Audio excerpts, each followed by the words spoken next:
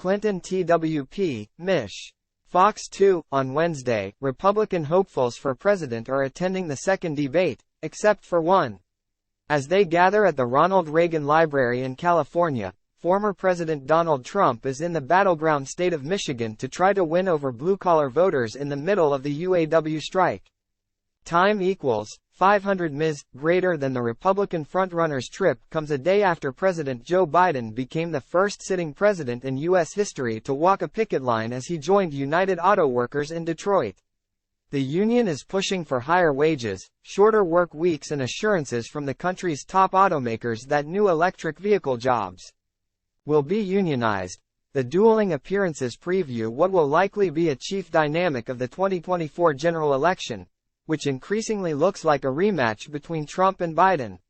Michigan is expected to again be a critical battleground state as both candidates try to paint themselves as champions of the working class.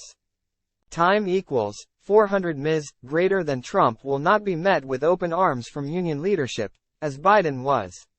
UAW President Shawn Fain spoke with a cable news outlet Tuesday night, calling it pathetic irony that Trump would hold a rally for union members at a non-union business. Trump's visit to Michigan comes at a fluid time in the 2024 general election race. Seen as the front-running for the Republican Party, the former president skipped the first debate to give remarks elsewhere. He's recently posted on his social media that the party should pay less attention to the upcoming primaries and instead focus on the general election. Michigan is likely going to play a role in the 2024 race for president. Blue-collar workers make up a key demographic and voting bloc for both Democrats and Republicans, and depending on how it votes could help one candidate win the state. Trump will be in Clinton Township to speak at Drake Enterprises, an auto parts supplier. Time equals 400 ms. Greater than he is scheduled to give remarks at 8 p.m. Doors open at 4 p.m. We will stream the remarks when they start at 8 p.m. Watch it in the player below. The supplier builds gear shift levers, engine components, and parts for transmissions in heavy trucks, according to its website. Its clients include brands from all three Detroit automakers as well as several other manufacturers. It employs 125 workers, and in 2019, it expanded its operations when it announced it would open a second manufacturing facility. On Facebook, it wrote it was excited to host Trump for the rally, according to the Michigan AFL-CIO, which encompasses several union groups.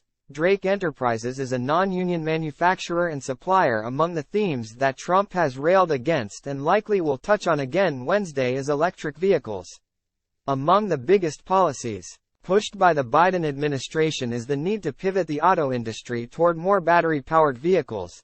That has big implications for unions who face an uncertain future as new kinds of vehicles start rolling off the line. This round of negotiations may be the last best chance to secure contracts before the pivot becomes permanent. Fain has previously said the argument that EVs are bad is an attractive one for some members and warned Biden that he shouldn't forget about that piece of the debate. According to Axios, Trump secured 43% of the union vote in 2016, helping him tip states like Michigan. Biden reclaimed some of the votes along the way to his 2020 vote. The dueling visits to Michigan underscore just how important those margins are. But one thing is certain: Trump does not have the favor of Fain, who spoke to CNN's Wolf Blitzer Tuesday night, chastising Trump for the placement of his rally.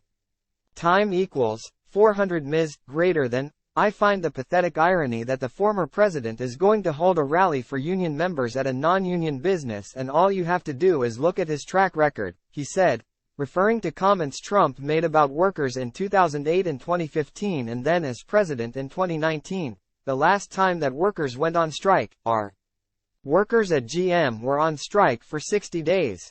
For 2 months, they were on the picket lines. I didn't see him hold a rally. I didn't see him stand on the picket lines. And I sure as hell didn't see him comment on it. He was missing in action, he said.